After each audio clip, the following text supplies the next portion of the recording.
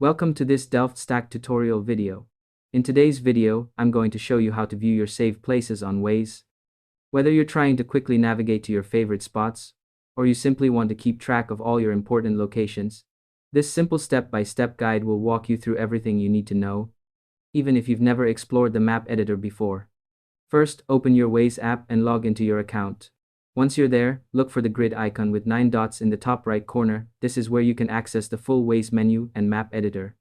Take your time and follow along carefully so you don't miss any important details. Next, tap on the map editor panel.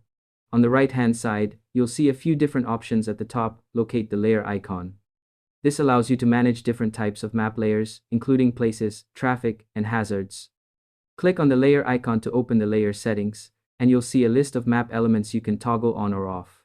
To make the process smoother, here are a few quick tips. Make sure you are logged into the correct Waze account where your saved places are stored, and ensure that your app is updated to the latest version. Doing this beforehand can save you time and prevent any syncing or display issues with your saved locations. Once you've opened the Layers panel, make sure that Places is selected. If it's not, simply check the box next to it and ensure that your saved places are enabled. After that, your saved places will be visible on the map editor, allowing you to quickly find and navigate to them whenever you need.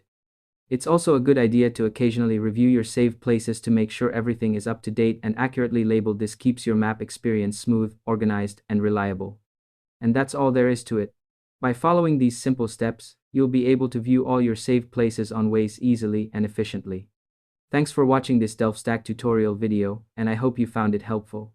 If this helped you out, feel free to share it with others who might be looking to organize their favorite locations. You might just make someone's day a little easier. Don't forget to check out our other tutorials for more tips and tricks to get the most out of your Waze